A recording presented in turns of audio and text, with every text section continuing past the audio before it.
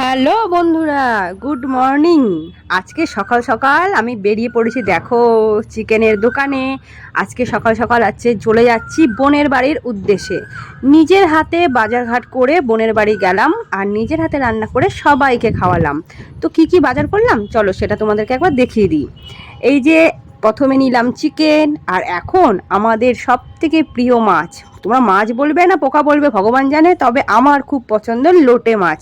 তো এখানে নিয়ে নিলাম প্রায় 750 মতন লোটে মাছ, আর নিলাম কচুর শাক। হ্যাঁ, তোমরা বলতেই পারো এগুলো সব বাঙালদের রান্না, আমার এগুলো সত্যি খুব ভালো লাগে, সেই কারণে নিয়ে নিলাম। আর চিকেনটা কি বাচ্চারা খেতে পছন্দ করে, সৌরভ লোটে মাছ অত পছন্দ করে না, সেই কারণে ওর জন্য নিলাম চিকেন। শ্রেয়ানও তাই, আমার বোনের ছেলে সব রকমই খায়, তো ওরা চিকেনটা বেশি প্রেফার করে, সেই কারণে ওদের জন্য চিকেনটা নেওয়া। তারপরে নিয়ে নিয়েছি কোল্ড ড্রিঙ্কস। তো সেইটাকে নিয়ে আগে তো ফ্রিজে রাখবো, কারণ ওটা দুপুরবেলা খাওয়া দাওয়ার পর খাওয়া হবে। তো সেগুলো রান্নাবান্না তো করবো, এখনও কাটাকাটি বাটাবাটি আছে, বোনের একটু শরীর খারাপ আছে, সেই কারণে আমাকেই সব রান্নাবান্নাগুলো আজকে সারতে হবে। তবে হ্যাঁ, কচু শাকটা ও রান্না করবে, এটাই আমার ওর কাছে একটা আবদার ছিল। তো তোমরা তো দেখতেই পেলে সকাল সকাল ছেলে আর বরকে নিয়ে হাজির হয়ে গেছি। এখন বাজে সেই ঠিক সকাল 9টা মতন। বাড়িতে জানো তো একটু পেঁয়াজি করেছিলাম, সেটা তো আমি আনতে একদমই ভুলে গেছি। তারপর বোন চা দিল, চা নিমকি, শ্রেয়ান্ত চা নিমকি পেয়ে খুবই খুশি।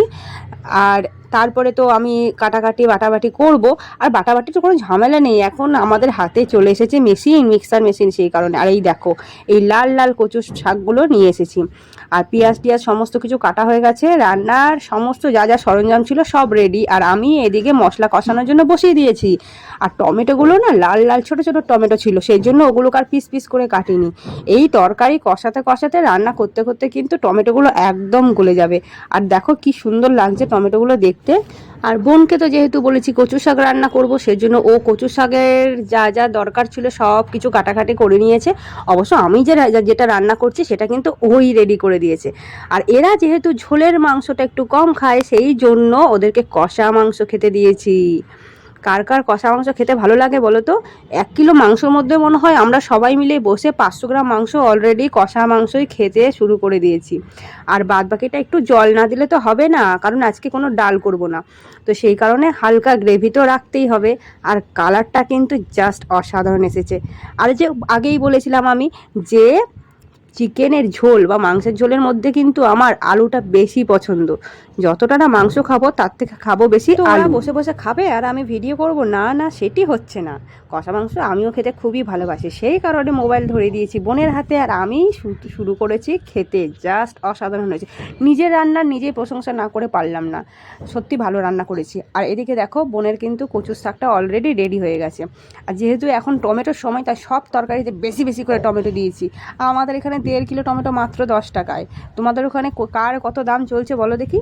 তো কচু শাকটা কিন্তু হয়ে এসেছে, আর একটু জল টানাতে হবে অবশ্য। তারপরে আমরা দুপুরবেলা বসে গেছি খেতে। আজকে দুপুরের মেনু ছিল মাংসের ঝোল, কচু শাক আর চাটনি।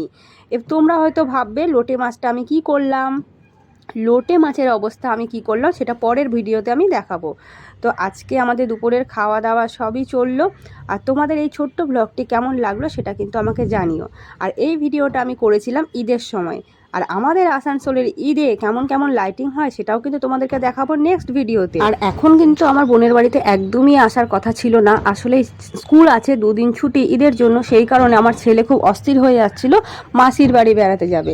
যেহেতু কাছে মাসির বাড়ি, তাতে কোনো অসুবিধাই নেই, টুক করে কিন্তু ঘুরে আসাই যায়। আর এক রাত থাকবো আর গতকাল চলে যাব, সেই হিসেবে কিন্তু আসা। তারপরে তো শ্রেয়ানের ক্রিকেট আছে, এখন ক্রিকেট কামাই করা একদমই যাবে না। তাই তো আমার এই ব্লগটি ভালো লাগলে কিন্তু লাইক শেয়ার সাবস্ক্রাইব অবশ্যই করে দিও, আর যারা ফেসবুক থেকে দেখছো তারা কিন্তু অবশ্যই ফলো করে দিও।